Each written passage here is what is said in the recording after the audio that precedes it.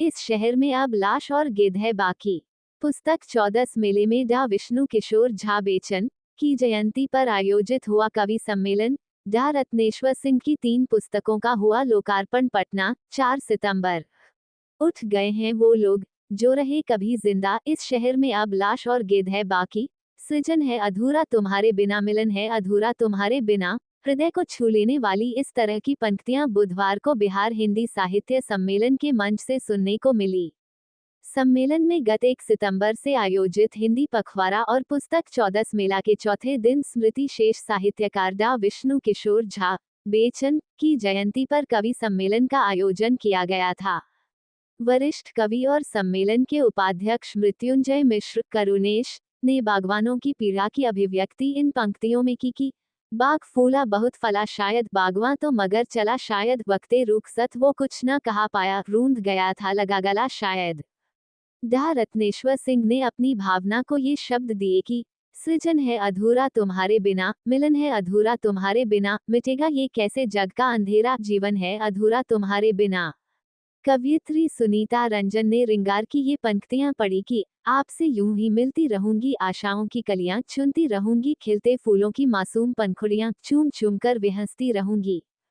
अपने अध्यक्षीय काव्य पाठ में सम्मेलन अध्यक्ष डॉ अनिल सुलभ ने जीवन में आशाओं को जीवित रखने और सच के पक्ष में जिद ठानने का उपदेश देते हुए कहा कि तड़प है कि तलब है कि जिद है बाकी, ये दिल भी धड़कता है कि उम्मीद है बाकी।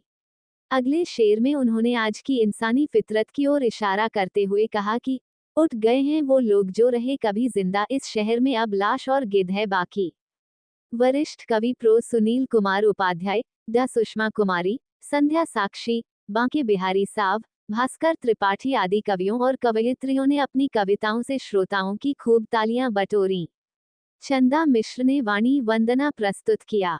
इसके पूर्व जयंती पर सम्मेलन के पूर्व अध्यक्ष डॉ विष्णु किशोर झा बेचन का स्मरण करते हुए डॉ सुलभ ने कहा कि बेचन जी का साहित्य भी उनके सुदर्शन व्यक्तित्व की भांति प्रभावशाली और वंदनीय है। आलोचना साहित्य को सरस बनाने में उनकी लेखनी ने चमत्कार उत्पन्न किया। बिहार लोक सेवा आयोग के अवकाश प्राप्त संयुक्त सचिव और डॉ बेचन के पुत्र डॉ मनोज कुमार झा ने अपने पिता के सारस्वत जीवन के विविध आयामों की चर्चा करते हुए उन्हें एक आदर्श पुरुष बताया। उन्होंने कहा कि बेचन जी साहित्यिक मंचों की शोभा थे। सभी बड़े कवि सम्मेलनों के वे अनिवार्य हिस्सा हुआ करते थे। उनकी रचनाओं का संकलन अनेक खंडों में बेचन समग्र के रूप में प्रकाशन भी किया जा रहा।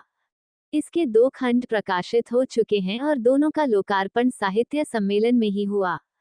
इस अवसर पर कवि डॉ रत्नेश्वर सिंह की 3 पुस्तकों कल्पना के पंख, आध्यात्मिक और वर्तमान साहित्यिक परिदृश्य तथा संघर्ष का पर्याय शकुंतला तोमर का लोकार्पण भी किया गया। मंच का संचालन कवि ब्रह्मानंद पांडेय ने तथा धन्यवाद ज्ञापन कृष्ण रंजन सिंह ने किया। पुस्तक मेले में आज भी पाठकों की भीड़ रही। पुस्तक प्रेमियों ने राष्ट्रीय पुस्तक न्यास और सम्मेलन के प्रकाशन विभाग द्वारा प्रकाशित पुस्तकों की भी प्रचुर खरीद की। हिंदी के सुप्रसिद्ध कवियों और साहित्यकारों की ही नहीं, नई पीढ़ी के कवियों की पुस्तकें भी मेले में बिक रही है।